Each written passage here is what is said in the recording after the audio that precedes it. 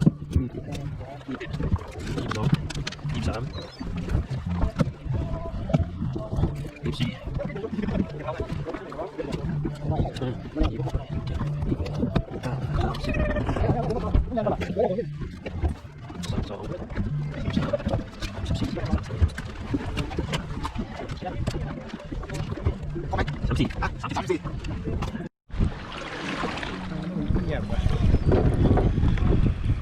นี่มาแล้วได้ไซส์อยู่ขาดอีกเดี๋ยวหาวันได้กิ้ว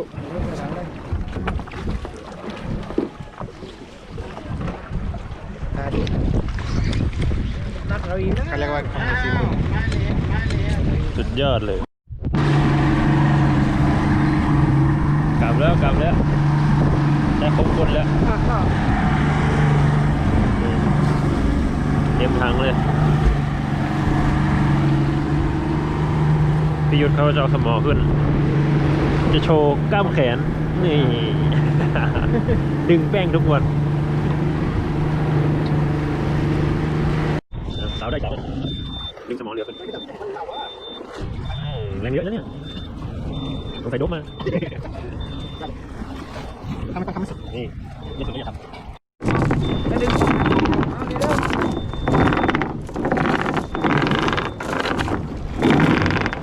มาแล้ว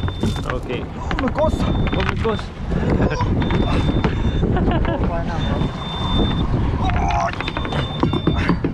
เดี๋ยวไปปล่อยที่ทางเนี่ยหมดเลยไม่หน่อยเป็นไรจวดไม่เมื่อยเนาะ Oh my god มันจนมาก Oh my god กลับบ้านแล้วเหนื่อย Try, bitch, I hope you really feel it when I cross your mind. Gotta go and get it, check, bitch, let's do or die. Cause I can't be living broke. We want all the smoke. Pass it to the right, I got no love for none of these hoes. I'm like, fuck the body shots, I'm aiming for his nose. I walked in the room, I looked at her and then she froze. She like, don't you always find a way to do the most? I said, shawty, look into my eyes. Tell me what you see. Lately I've been lost and I don't fall with nobody. I got the pressure on my back, Balmain's on my jeans. She said that she love it when I sing my melody. มาถึงท่าเรือก็มีปัญหาเลยมาช่วงน้ำลงสุดนะดูมีแต่ขี้ต้มจะเอาเรือขึ้นได้ไหมเนี่ย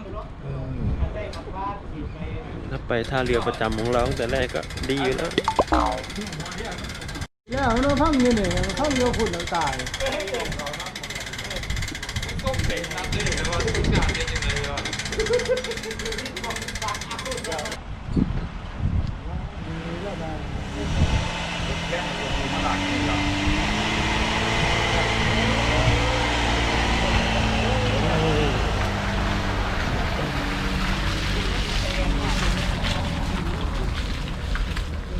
โอ้มีแต่โคลน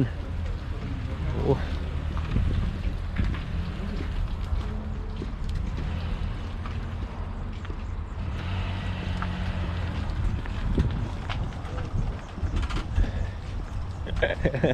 โคลนล้วนๆเลย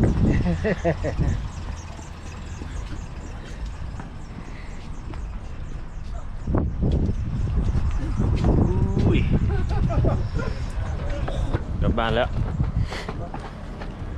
ลำบากแท้จะได้ปลานี่ลำบากแท้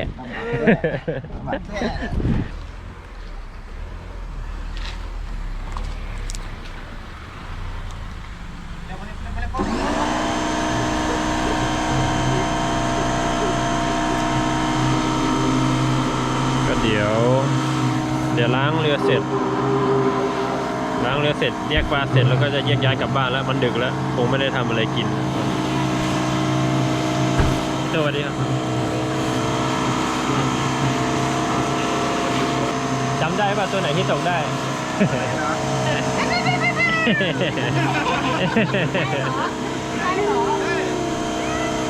โชว์ใหญ่เลยเนี่ย ความสามารถใช่ไหมครับเนี่ยทำเรื่องเยอะๆนี่โบราณตู้เย็นอยู่บ้านน่ะมันนี่มันนี่มีอยู่เดี๋ยวพวกนี้ก็จะไปซื้อตู้เย็นใหม่ ทั้งลอกทั้งตู้เย็นเลย ใช่พวกนี้มีงบอยู่มัน2,000 นี่ 2,000 ฟองเลย โอ้เอาลอกแพงๆเลยทั้งนั้นนะ รอบแล้วก็ตู้เย็น นี่ โมเมนต์2,200ใช่เหรอใช่ นี่วันนี้ตัวนี้ชื่อฉลามมันไล่